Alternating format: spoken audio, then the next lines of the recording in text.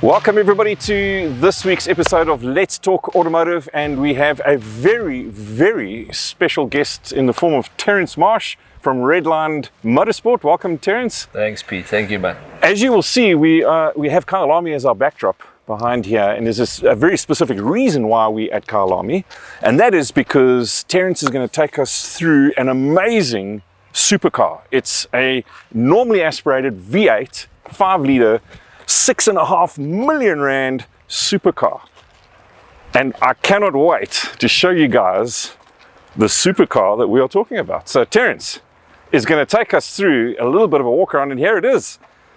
It's the Revo that you guys designed and built right here in South Africa. Yeah, it's our latest specification of what we call the T1. You know, T1 is the Dakar specification and built purposely for the World Cup, the FIA World Cup in Dakar. So it's our latest. It's our newest that we're about to release. You're the first guys to see it. It'll debut next week in its first national. So here it is. It looks absolutely gorgeous, and there are some unique lines. You were telling me a little bit earlier about some of the design philosophies that you had from an aerodynamic point of view, and then some of the practicalities. Maybe you can take us through some of those. Pete, the big thing for us is that we don't have an alignment with any particular manufacturer, so it allowed us a blank piece of paper. Yeah. So what we really thought about it not having to be a traditional truck, or in South Africa a bakkie, we could really design what we wanted to design. So aerodynamically, what could be the best? You could really never work with our aerodynamics before with the bakkie truck. Sure. Yeah, we could. So we spent a lot of money and a lot of time just on getting the aerodynamics right. And not only the aerodynamics, to ensure that for the driver and navigator, after 10 Dakar experiences, we're very clear how visibility is very key. So how do we maximize visibility for both driver and navigator, particularly in the dunes when they've got to really have a look at a really fine cut line when driving up or down. So cut line, just describe that for the novices and us. The cut line is where there's a drop off and you don't want to go over there. It's very much what they call the slip face. So if you think of a dune, in the dunes you've really been asked to drive off a cliff and not really knowing what's on the other side. So, if you go 106%, you can cartwheel the car. Yes. If you go 99%, you get stuck on the top of the dune. So, actually identifying that slip face is critical. So, visibility is everything. So, visibility in mind, and obviously aerodynamics. Aerodynamics only comes play at obviously higher speeds, but having a blank canvas allowed us to engage. Okay, so there's some unique angles over here. Maybe you can take us through the windscreen and then some of these angles that we see, and then the side of the vehicle as well. There were some special things that you spoke about. As I said, for Dakar and particularly the dunes and the technical things, visibility is everything. So for driver and navigator, maximize that he's got 100% exposure of his windscreen, be it from the A pillars. Everything he's available for him to see can be seen. And then once he has visibility out there, angles like from here when identifying those slip faces, obviously angles running off here and here. So it's optimizing visibility at the same time adding aerodynamics. So I would find it difficult to think that there's a more aerodynamic 4x4 in the T1 class at the moment. Awesome. And you forget that the bakkies do come out a lot here, and that does take away a lot of you can think of the air of parallax. Yeah. Awesome.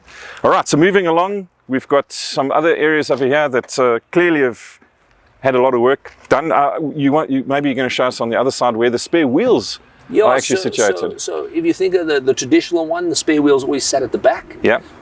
Again, with the new regulations, we had the ability to move things around. So the car takes 3 spare wheels. It's 2 on either side of the car and then 1 underneath.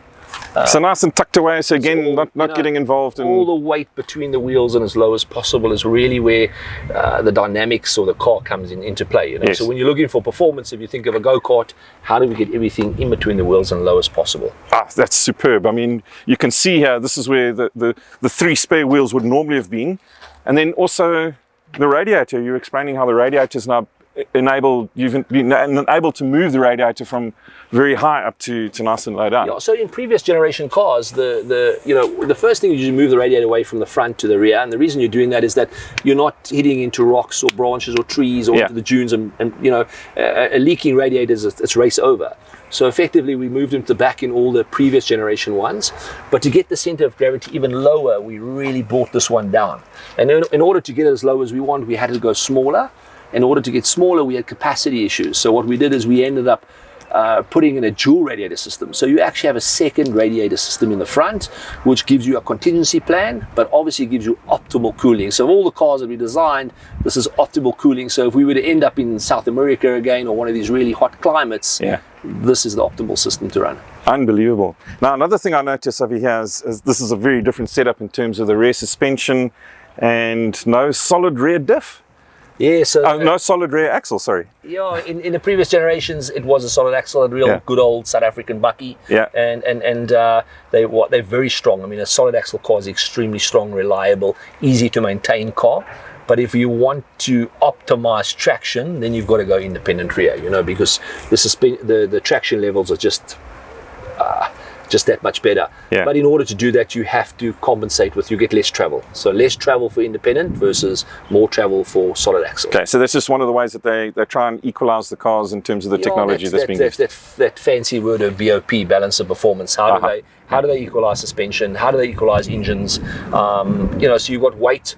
In the turbos, you've got boost, and then you've got weight, and you've got to restrict the size of the amount of air. So that's how they do it in suspension. And the feedback from the guys that have driven this compared to your other T1s, what are the differences that they're finding? Remembering that it's only 1 month old, this car. It hasn't come out to race yet. We've only tested, and we've probably done about 800 kilometers of testing. Okay. So at this stage, very impressive. I mean, we're obviously really excited about it, but in all due respect, it hasn't raced in conditions. Fair enough. So we've had a lot of, let's say, 30-minute, 1-hour sessions. Yeah. And when we look at all the data and we overlay the data onto our existing cars, it definitely provides more traction. It brakes better. It accelerates better. It handles the roughness better. So overall, the car is definitely quicker. We are still refining power and performance in the car because we have exhaust that's open to us and intakes. So the car not being mature, there's still margin for us. Mm-hmm. We're close on where we think the specification should be. So we know when we start getting to 90% of optimizing, we're close. I think from 95 to 100, we don't have the budget. You know, we're not a factory team, so we don't have the resources or the budget. So we can get to 95% of optimizing performance with our reliability in mind, then we're happy. So we're not far off, but I think next week will be the first time to see, well, what does it do after 3 hours, after 4 hours? Yeah. You know, what is this car how's it going to do?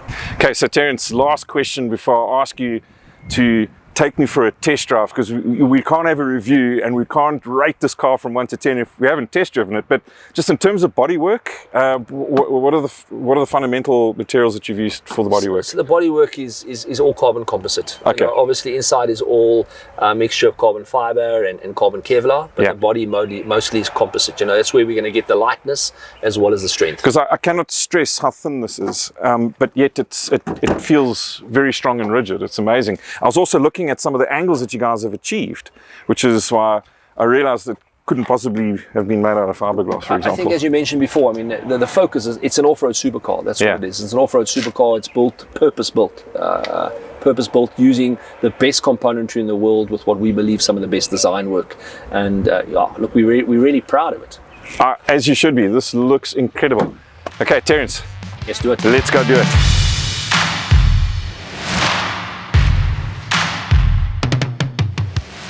So first of all, first things first, this aircon system is incredible. I think it could probably cool the best you've seen. So there's a 10 out of 10 on the cooling. But you think about it, the reality being is that the guys are going to spend 8 to 10 hours in the cockpit. And this Kalahari rally now one day was 13 hours, one day was 12 hours. So you've got to optimize the performance of these guys. You know? And that's true. You know, we always talk about the automatic air conditioning systems on cars. The reason why they are a safety device is because, first of all, there's consistency in the temperature. So if your body is changing temperature all the time, it fatigues quicker. Exactly. You want optimal engine performance and you want cooling, but how the body is exactly the same. The body's doing exactly the same thing. So when the body overheats, it wants to shut down as well. How are we supposed to concentrate on the speeds that we're doing when the fatigue sets in? 100%, yeah. And I mean, like you say, you're in the car for upwards of 13 hours? You know, a long day is 13, you know, but on average you'd probably say.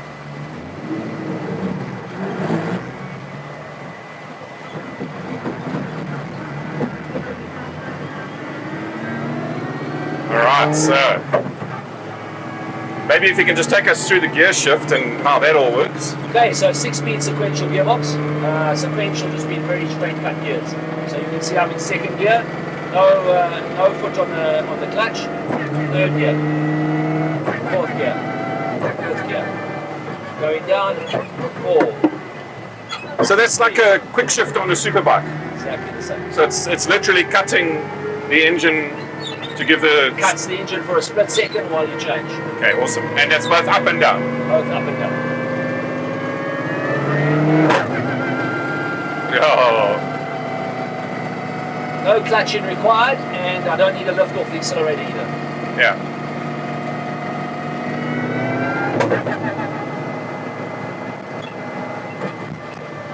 And obviously, handles, bumps like no tomorrow. I remember when you guys were still testing in Samran back in the day. You took us there, and there was a donga that was huge, and you just drove straight over it. You'll never forget those days. Honestly, it's it's suspension. You've got 280 mils of suspension travel all the way around. So it's built to handle the rough. That's what it's built for. So let's go through some of the key components on the vehicle, and maybe, if you don't mind, giving us a sense of the cost behind each of these things. So let's start off with the engine. The engines are normally aspirated V8, 5-litre V8. Engine's probably around 300,000 rand. Okay. Gearbox, SADF 6-speed, it comes out of France. It's probably there's more than 300 gearboxes of this specification used in the T1 category. It's about a 500,000 rand purchase. All right. The Riga suspension, I'm using obviously all the key names here of componentry. Riga suspension probably around 350,000 rand. All right. The chassis probably about 600,000 rand. Obviously, full chrome body chassis, space frame. The carbon composite bodywork, engine management system, Motec M1, probably around 500,000 rand for the management system. Jeez, I mean that's the electronics really. 500,000, it's more than the engine itself. Yeah, the engine management system is very sophisticated on these cars.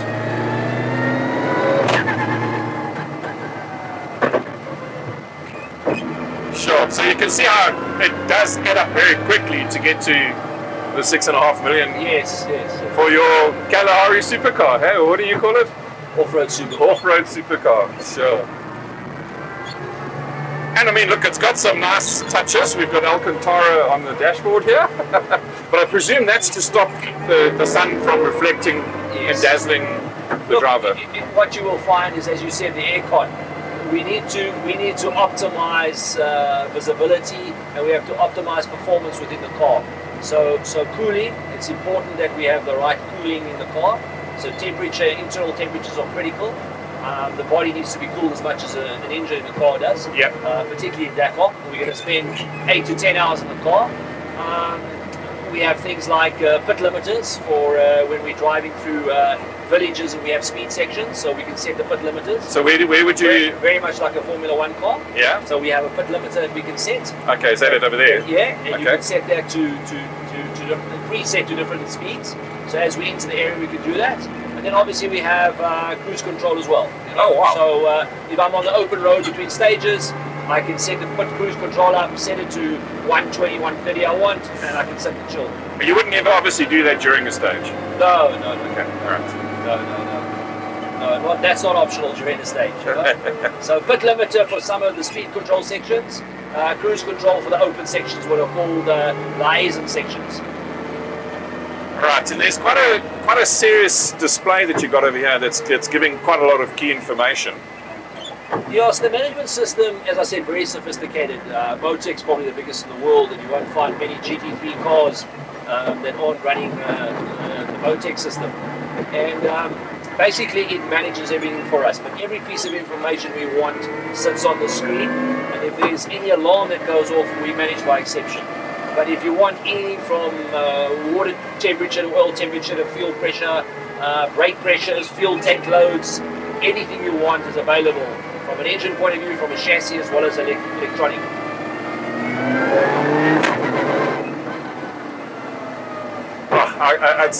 I just want to try and describe for the viewers just the sound and the feel and the the actual experience inside the cockpit is incredible. It's actually daunting. Is the word that I'm looking for, really. Well, it'll be one of the noisiest supercars that you've been in. Yeah. But you know, if you think about it, it's like taking a fish out of water at the moment. It's not in its natural habitat.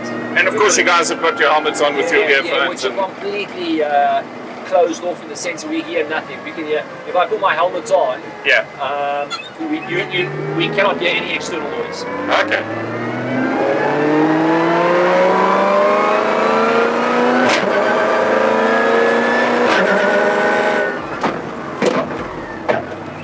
So the brakes there.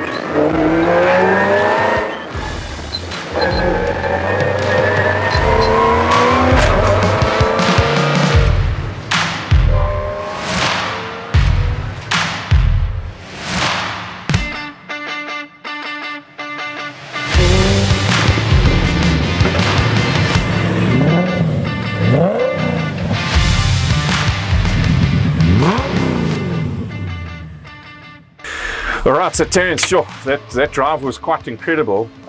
We want to just obviously take the views through the controls that you got here and your control. What did you call it? Your management system, hey? Yeah, the engine management system. The engine management system. Well, it controls the car.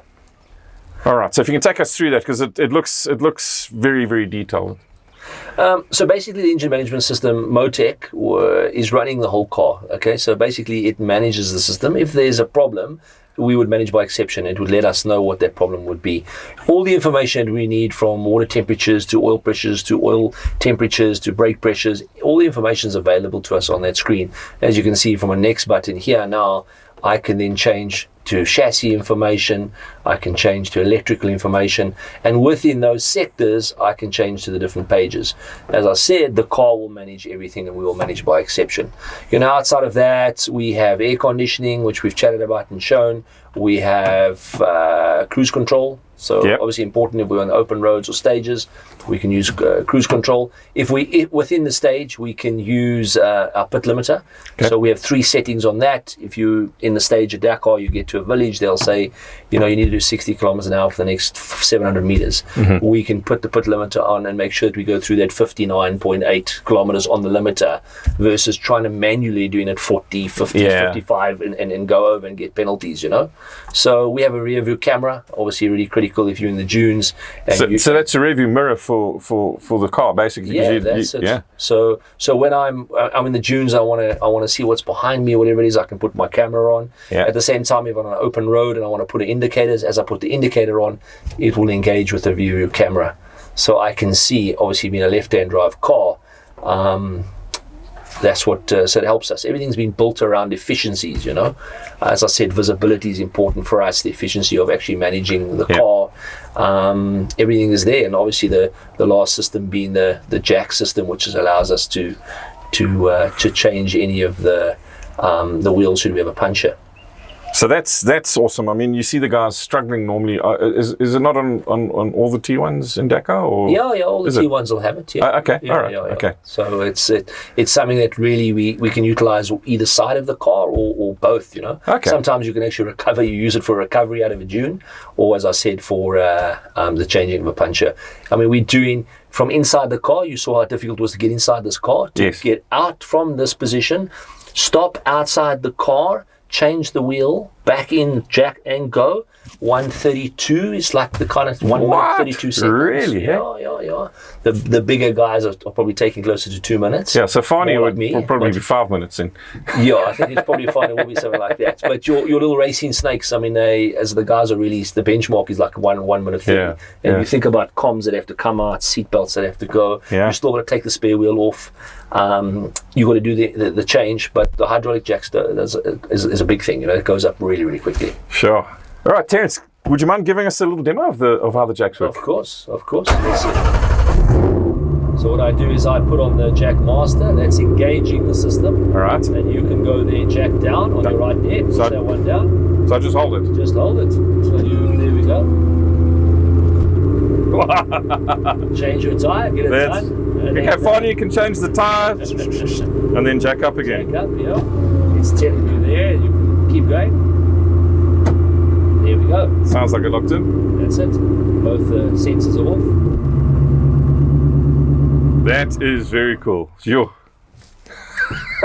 Next level. It is next level. Thank you, Terence. That was an experience. That was an experience. Thank you so much. Glad you enjoyed it. All right, so Terence, the moment of truth. Whenever we do our reviews on our road cars, we do a rating from 1 to 10, as well as whether we would purchase this vehicle or not. So I know that obviously you heavily invested in this as the owner of Red-Lined and the designer and builder of this car. So it's probably going to be very easy for you to rate, but nonetheless, let's get your views on this. Look, from my personal perspective, as a sales and marketing guy, it's a 10. There's absolutely no doubt about it, you know. That's where we position it. Love it. And would you buy one?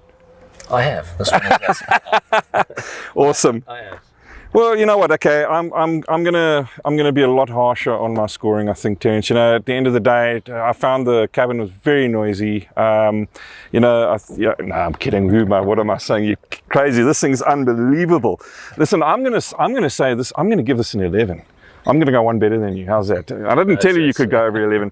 And I'll tell you why I'm going to give it an 11 is because, I mean, it's locally built and designed. I think that gives it bonus points already. But it's just the experience in this car. Really, we've had some fantastic experiences over the last couple of years of the show. This should have been completely different. This thing was unreal. You didn't get to see it in its natural habitat. I know. Which is even next level. Yeah, well, maybe next time. So. And would I buy one? For sure. If I had the 6.5 million, I'll have to just talk to my wife first, but I'm sure we can convince her. But sure, but fantastic. Thank you so much, Terence. We do accept trade-ins. So you do accept trade? You might not accept my Peugeot. Anyway, guys, on that note, thank you so much, Terence and the team. This really, really was a treat for us. I hope you guys at home enjoyed it, and we look forward to seeing you on future episodes of Let's Talk Automotive.